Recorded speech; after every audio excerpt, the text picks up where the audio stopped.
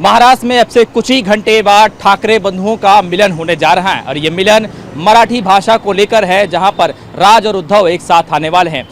वैसे तो बाला साहब ठाकरे ने अपने मरने से पहले ये कहा था कि मेरी एक इच्छा है कि राज और उद्धव एक साथ आए और मराठी अस्मिता के लिए महाराष्ट्र में लोगों के साथ खड़े रहें। अब वो पल कुछ ही समय बाद आ जाएगा जब ठाकरे बंधु एक ही साथ एक मंच पर, एक स्टेज पर खड़े रहेंगे। लेकिन भाषा के नाम पर मुंबई और उसके आसपास के इलाकों में जिस तरीके से मराठी भाषा सिखाने को लेकर मनसे वालों की मारपीट का मामला सामने आया है, ये भी महाराष्ट्र में अब तूल पकड़ते हुए दिखाई दे रहा है। बीजेपी लगातार ये कह रही है कि जाकर मुंबई के मोहम्मद अली रोड पर भी क्या मराठी भाषा मनसे के लोग सिखा पाएंगे, ये भी एक बड़ा सवाल है। ऐसे में हमारे साथ इस वक्त मनसे के कुछ लोग मौजूद हैं जो वैसे तो उत्तर भारतीय हैं लेकिन पिछले कई सालों से मनसे में हैं। इनसे हम बातचीत करेंगे कि भाई साहब, आप भी मनसे में हैं और जिस तरीके से उत्तर भारतीयों को मराठी सिखाने के लिए आपकी पार्टी के लोग लगातार उन्हें हाथापाई कर रहे हैं, उन्हें मार रहे हैं जबरन, ये कहाँ तक का सही है? देखिए, उत्तर भारतीयों को पीटना या उनको मारना, ये इस प्रकार से मनसे के ऊपर जो आरोप लगाया जा रहा है वो सरासर गलत है। महाराष्ट्र नवनिर्माण सेना ने किसी भी जाति को देख के ये काम नहीं किया है। उन्होंने उत्तर भारतीयों को परमिट भी दिया है, मुसलमानों को परमिट दिया है, पंजाबियों को परमिट दिया है। रोजगार जो महाराष्ट्र में कर रहे हैं, मनसे ने उनको परमिट देकर रोजगार चालू किया है।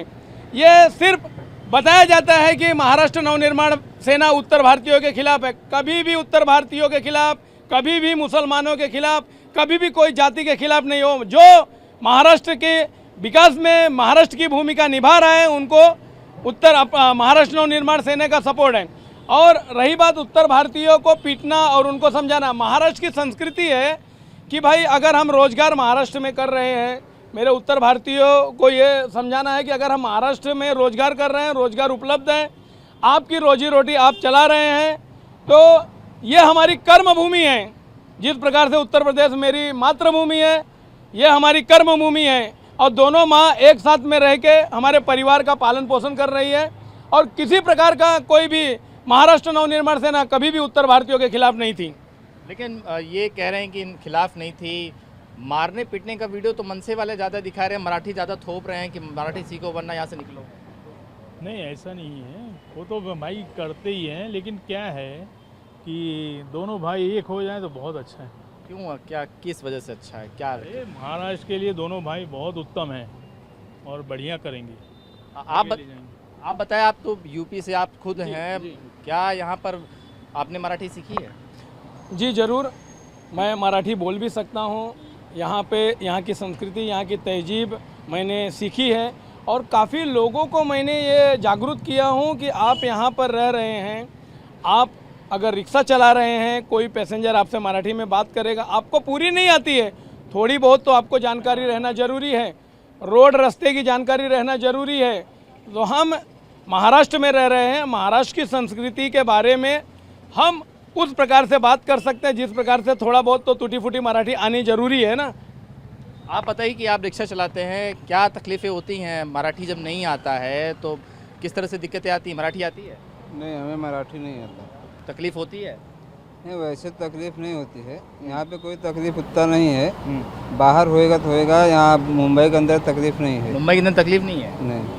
अच्छा, कितने साल से रहते हैं यहाँ पर? यहाँ पर रहता हूँ 10 साल के ऊपर हो गया। मराठी नहीं सीखे? थोड़ा थोड़ा आता है। अच्छा, हाँ। कुठे चल रहा, क्या चल रहा? हाँ। आप बताइए, आप भी रहते हैं यहाँ पर, किस तरह से देखते हैं जैसे यूपी और बिहार वालों को टारगेट किया जाता है, मारा जा रहा है मनसे वाले? मेरा तो ऐसा कोई बैड एक्सपीरियंस है नहीं, ऐसा कोई लैंग्वेज के लिए कोई एक दूसरे को मारपीट नहीं करते और कोई कारण होगा, ये मेरा कहना है। हम भी बाहर से हूँ, महाराष्ट्र से बाहर से हूँ, लेकिन हमको तो बैड एक्सपीरियंस है नहीं। I have very good experience with Maharashtrian people, ऐसा कुछ सपोर्ट ही है मेरा। आप बताइए कि आप भी यहाँ पर रहते हैं लेकिन मराठी जिसे नहीं आती उनके साथ मारपीट किया जा रहा है, उन्हें मारा जा रहा है और कल राज और उद्धव एक साथ आ रहे हैं। नहीं, ये सब सरासर बिल्कुल गलत बात है बेटा। हम लोग अगर किसी को मराठी नहीं आती तो हम उनको सपोर्ट करते हैं। कैसे सपोर्ट करते? किसी को एड्रेस पता नहीं है, कोई पूछे तो हम उनको बताते हैं। हम यहाँ के लोकल है, हमको पता है। और ये स्वर्गीय बाला साहेब ठाकरे की इच्छा थी कि दोनों भाई एक साथ, उद्धव जी राज जी एक साथ आए और मराठी लोगों के लिए कुछ करे। अब लेकिन अब राज उद्धव साथ आ रहे हैं, क्या लगता है कि महाराष्ट्र की जो राजनीति है वो पलटेगी या आप लोग खुद चाह रहे थे कि राज उद्धव एक साथ आए मराठी के मुद्दे? देखिए, महाराष्ट्र की राजनीति में हमारे दिलों पे राज करने वाले अखंड हिंदू हृदय सम्राट सम्माननीय बाला साहेब ठाकरे जी का राज है। उन्होंने एक ही चीज़ सिखाया है कि कभी भी झुकना नहीं, कभी भी किसी के ऊपर अन्याय करना नहीं, और जो अन्याय करता है उसको सरासर उसी के भाषा में जवाब देना चाहिए। जिस प्रकार से महाराष्ट्र में, पूरे विश्व में, पूरे भारत में महाराष्ट्र की राजनीति ने भूचाल लाया है, बाला साहेब ठाकरे जी ने लाया है। बड़े से बड़े नेता, बड़े से बड़े लोग, बड़े से बड़े सांसद बाला साहेब ठाकरे जी के आगे चरण छूते थे। क्यों? क्योंकि वो सच्चे आदमी थे, और उन्हीं के दोनों वारिस माननीय श्री राज साहब ठाकरे, माननीय उद्धव साहब ठाकरे आज 19 साल के बाद एकत्र हो रहे हैं। तो महाराष्ट्र की सियासत क्या, पूरे हिंदुस्तान की सियासत में एक नया भूचाल, एक नया काया आयाम आएगा, और अच्छी राजनीति होगी, अच्छे लोग जुड़ेंगे और अच्छा विकास होएगा महाराष्ट्र का। आप बताइए कि आप भी यहाँ पे रहते हैं, जिसे मराठी नहीं आती, क्या उसे मराठी सिखाना चाहिए कि उसे मारना चाहिए? और राज उद्धव एक साथ आ रहे हैं। अगर आप यहाँ पे काम कर रहे हैं, आप यहाँ पे पेट भरने आ रहे हैं, तो यहाँ की जो लैंग्वेज है, मदर टंग है, आपको मराठी तो थोड़ी तो सीखनी पड़ेगी। हम लोग उन लोगों को प्यार से समझाने को जा रहे हैं तो भी समझ में नहीं आता, तो जबरदस्त हम लोग को मार के नहीं है, पर प्यार से तो समझ में आना चाहिए ना। टूटी फूटी से पर मराठी बोलने की तो कोशिश कीजिए। ज़बरदस्ती कोई आपको क्या मार के, या कुछ स्कूल में कैसे मार के बच्चे को सिखाते, बच्चा नहीं समझता है तो क्या करेंगे? प्यार से समझा रहे भाई, समझ के बात तो करो। नहीं जम रहा है, ठीक है, कोशिश करो, कुछ नहीं होएगा। कोई आपको गलत कोई शिक्षा नहीं देने वाला आपको, सिर्फ आपको मराठी बोलना थोड़ा तो आना चाहिए। महाराष्ट्र में काम कर रहे हैं, मुंबई में आके पेट भर रहे, तो आपको मराठी आना चाहिए।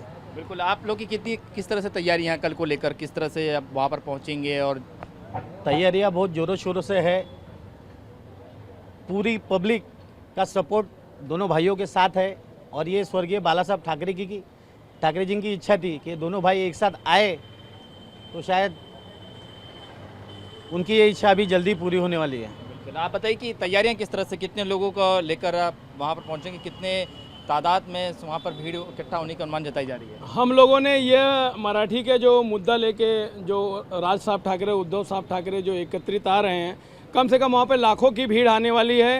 वो जो डोम है वर्ली का, वो खचाखच पूरा भरा रहेगा, और उसके बाहर भी लोग रहेंगे, क्योंकि जो महाराष्ट्र में मराठी एकीकरण का अभियान ये दोनों भाई ने चालू किया, उसके अंदर अन्य पार्टियों का पाठिंबा भी है, और मराठी संगठना और हर मंडल के लोग, हम कम से कम अपने वार्ड से कम 1,000 लोग जा रहे हैं।